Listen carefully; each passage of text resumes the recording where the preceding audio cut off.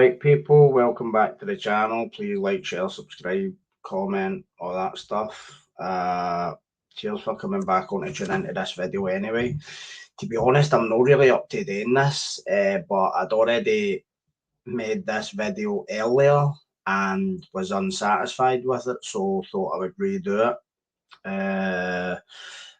I would like to say that before I get into the video, I have a live YouTube schedule tomorrow with Ricky Killeen at Behind the Bars TV.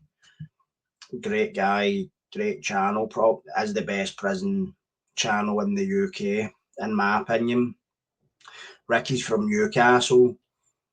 I don't know if anybody's familiar with his backstory, but served time in prison, was sentenced to discretionary life, which in England was called IPP, Indeterminate Public Protection, I think it stands for. And that was the actual first YouTube channel that I ever appeared on. And so that was like, I think it was about 2 years ago, come this November. About that time. So we're going to do like a part 2 tomorrow, 4 o'clock UK time. Like a joint live, I think it's going to be. So if anybody's around, feel free to tune in. The reason it's at 4 o'clock is because Ricky is actually abroad at the moment, so he's a few years ahead. So that is why it is so, because I know there might be people still at work at that time, whatever, but you don't have to, you can always watch it later. But this video that I'm making is about the incident this time last Sunday. This Pakistani guy, well, he was either Pakistani, Bangladeshi. The accent was a giveaway. The name, I seen the name, but it didn't strike me as a typical Pakistani or Bangladeshi name, but I can't really tell. But the accent is a giveaway.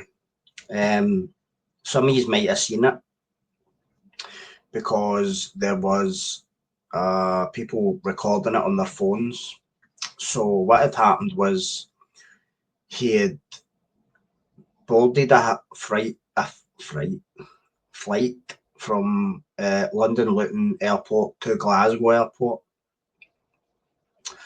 And while the plane was airborne, he started screaming Allahu Akbar, which is Arabic for God is great, but I think there's another kind of perspective to that a lot of Westerners don't get.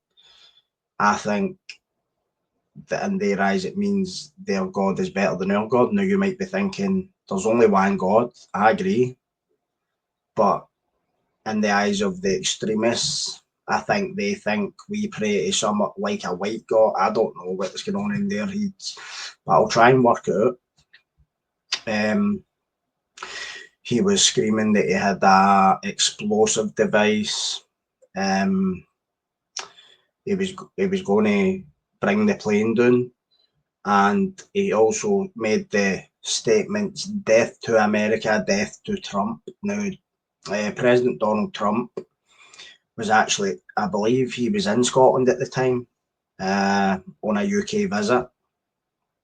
Now, when this Fruit Loop has started putting this whole plane in a state of fear and alarm, some people recorded them, some sat in their seats, 2 guys restrained them. Now, I don't expect a full plane of people to rush one guy, because a plane is a small compacted place. You're only going to be able to move so much, and you're not about to cause mass panic either. But one thing I would say is the guys who restrained him, let me thank you for the bottom of my heart for having the bravery and the courage to do what a lot of other people wouldn't have. But let me also thank you for something else. Let me thank you for not beating this guy black and blue, because to be fair, if I was on that plane with my kid and I was in your position and I knew he did not have a weapon, I'm not saying if he had a bomb, I'd run up and fucking hug him, whatever. I would be no chuck, not whatever, right? But what I'm saying is, as soon as I could ascertain that guy was unarmed, like in this situation, I don't think. I think what I think would have happened was as soon as that plane landed in Glasgow, I'd be in cuffs next to him. Just being honest. And what I mean is, I don't know if I could have maintained self-control in that situation. I would like to think that I could, but you might be thinking, how could you not maintain self-control? Well, let me tell you why. When people are coming here to live a better life, a more prosperous future, and then committing these acts, that is what really, really makes me emotional. And that isn't racism to say that. Like anybody doing that in a plane, I don't care if you're white, brown, black, fucking yellow, pink, purple, green, whatever. I don't care what your ethnicity is. Doing that in a plane, you deserve what's coming. The amount of kids and women and men that must have been on that plane shitting themselves, mate. My stomach would have been coming out my arse, I know, but if he was within my range, something's happening. I just don't think I could maintain my composure when somebody's screaming Allah Akbar, because what's the first thing that's got to come into your head as soon as he shouts that? It's not a bad thing to say what you're going to associate it with, because I seen a video of a guy who tried, in fact, I don't know what part of, I don't know if he was Pakistani, Somali, whatever, but he wasn't Irish, he wasn't British, he was from somewhere in the Middle East. He wasn't Chinese, he wasn't Japanese, so I hate using the word Asian because Asia is a big place. And he shouted Allah Akbar and proceeded to make a serious attempt at stabbing fuck out of two coppers. They call the Gardaí, or the Guards, Gardaí Síochána, Guardians of Peace. Just Gaelic for the police, whatever. So we see a pattern here, right? Every time one of these nut jobs commits an atrocity, they shout that. So as soon as I hear that, I'm thinking, here we go, rock and roll time, innit? And imagine the absolute terror that the people on that plane must have felt, right? And the news report said that there was people crying when the police boarded the plane to arrest them. Totally understand that, because you know it's a scary thing, and they must have been frightened for their lives. Now I could think of worse ways to die, right? But see a plane crash, that's right up there, because you've got a good few minutes to think, this is it. No, plane. Imagine he did have a explosive device, right? There could have been a hole in the plane, sucking people out. Absolute horrendous way to go, right? So this wee fucking greasy tub gets took to Paisley Sheriff Court, and I guarantee he was in a cell by himself, because I don't imagine the Paisley boys would have been too receptive to somebody like that. I know I wouldn't be anyway, and I know what I was like as a wee guy. If somebody did come in for doing that kind of thing, probably I just lettered them for sport. And I get that terrorists come in all shapes, sizes, colours and creeds. But when you look at the global terror index and see that over 95% of the terrorist attacks are jihadist,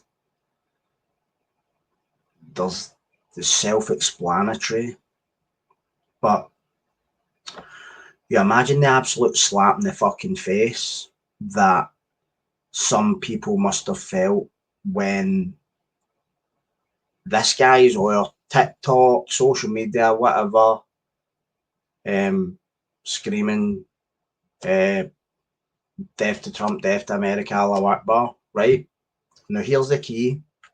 The definition of terrorism is violence to achieve a political objective, right? So the minute he shouts death to America, death to Trump, to me, what is that? It's a political statement you've just made, mate. On a plane, shouting you've got a bomb. So explain to me why this man was not charged with a terrorist offence. Basically charged with a fucking public breach of the peace, whatever. What a shite. I absolutely cannot get my head around it. And it is infuriating. You imagine I was on a plane to Dubai, Saudi Arabia, Pakistan, excuse me, and while the plane is airborne, I start shouting death to Mohammed bin Salman, death to the Sheikh, death to this, death to that, and shout I've got a bomb and all that shit. Well, do you think I'd be charged with terrorism? I guarantee you I would, mate. Guaranteed. So what is this pandering to this demographic? I think I know why. The government's penetrated me, and I don't really give a fuck what anybody thinks about what I think about this. This is like my own perspective. You don't need to accept that. I don't need to accept yours. You don't need to like mine. I don't need to like yours. That's the beauty of free speech and democracy. The word that the government so likes to use. Democracy, rule by demos, the people. But we don't rule. Do we rule this country? Does it look like we rule this country? Voting for some wanker that went to Eton and Cambridge and Oxford and jumps about with fucking goes to school in his mum and dad's Rolls Royce and all that shit. Like, just because you vote for some asshole like that doesn't make you the ruler. You voted them in. It's what Stalin said. It's not who votes, it's who counts the votes. And I think that we live in a democracy. No, I think we live in an oligarchy dressed up as a democracy. And what I mean by that is ruled by the few. Oligarchy, when you say the word oligarch or oligarchy, everybody thinks of Russia. So they are, admittedly, because the first time I ever heard the word was in relation to Russia. But when I was in prison and I started reading like Plato's Republic and all that shit, I saw what oligarchy meant. That it's not exclusive to being a Russian billionaire. So I guess my point is the government's out to piss up your back and tell you it's raining no matter who the fuck's running the place, right? But what is this? We seem to be living in an age where love is hate, hate is love, fire's water, water's fire. Do you get what I'm talking about? The sun's the moon's the sun, day is night, night is day. So this kind of wordplay, sophistry and relativity that the day to confuse people so that nobody knows what's what anymore. They question everything, don't believe their own fucking eyes. believe lies quicker than the truth, even though the truth's staring them right in the face. This was a terrorist attack.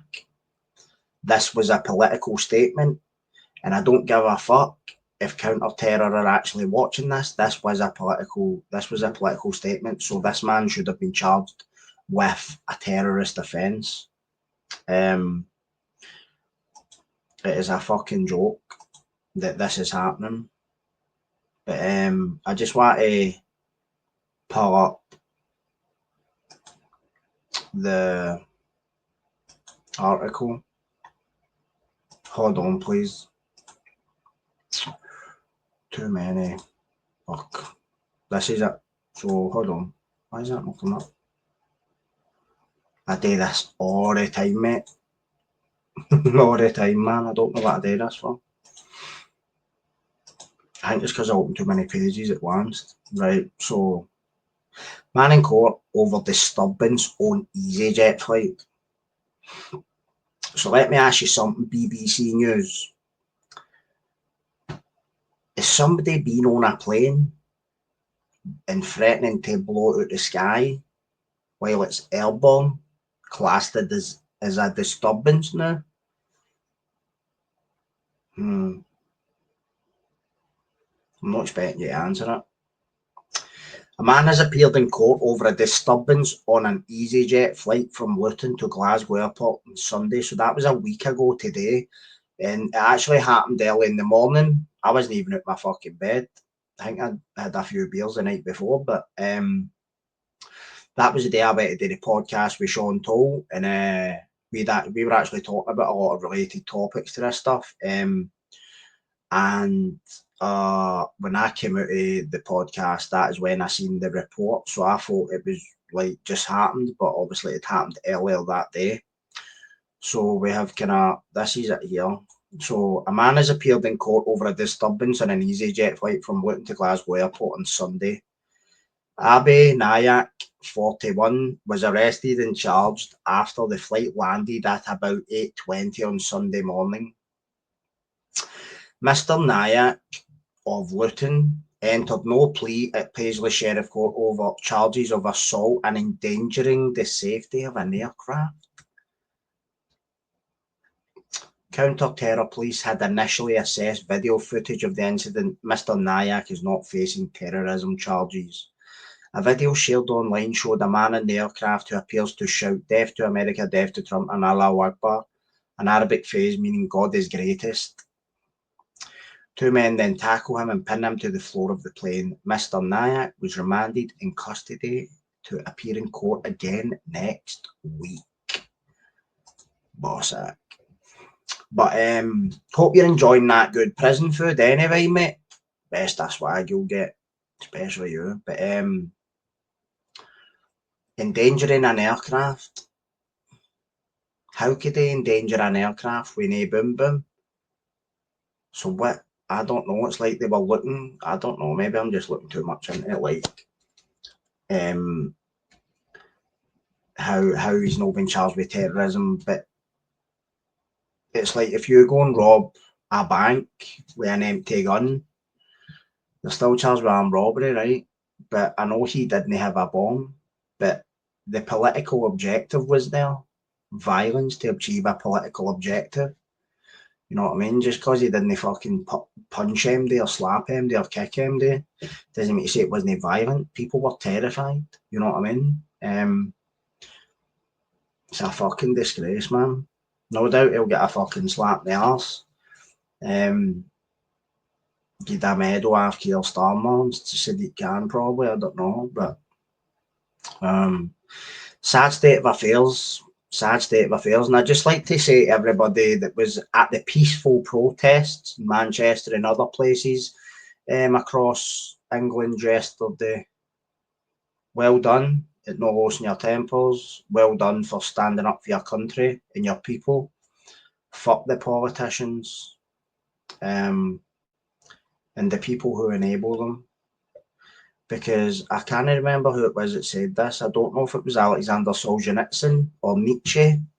They said, for evil to flourish, all you need for evil to flourish is for good men to remain silent. And I was one of the people, like, especially when I first started my channel, like, see all this calling out grooming gangs, calling out this, calling out that. People in I was kind of like, fuck that, right? But see, now the gloves are off. I do not give a fuck. It's getting called out for what it is. And for the people that say, but there's white rapists and there's white grooming gangs, right? There is. I agree. And I would crush their faces just as much as I'd crush his face, right? But the point is, they're raised here, they're born here, they're here, they're citizens, their parents were off of here as well. You can't do nothing but throw them in jail. But when people are coming here wanting to live a better life and then just fucking using and abusing the whole country, then I'm entitled to say something about that because I'm a citizen as well. And I'll speak up for the people who feel they can't, or feel they're not smart enough, or they've not got the confidence. Well, I'm finding my voice.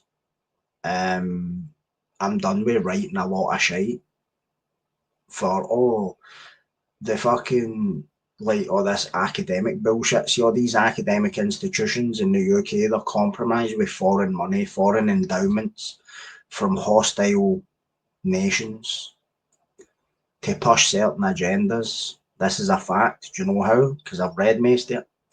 Still got it all sitting in here, mate. So there you have it. So I'm going to leave it there anyway, but I hope you enjoyed this and it wasn't dark or depressing or anything like that. I try no, like, even when I came on, I was just like, because I'd already done this video, and then I wasn't happy with it, and I had to read it, and I was like, fucking hell, man, I can't be fucked with this, but hey, I done it, and feel a grain of sand a bit better for doing it. Anything from my pals on the channel, you know what I mean? Like getting a wee laugh in that. But anyway, as I said, thank you for everybody who watches and comments and all that and interacts. The positivity is appreciated, especially in this day and age, and especially because I don't socialise with a lot of people. My circle's very small. It's the way I like it. I've learned to keep it that way. Do you know what I mean? But as I say, cheers for watching anyway, and I'm going to leave it here. And I wish everybody a peaceful Sunday and hope you have a good start to your week.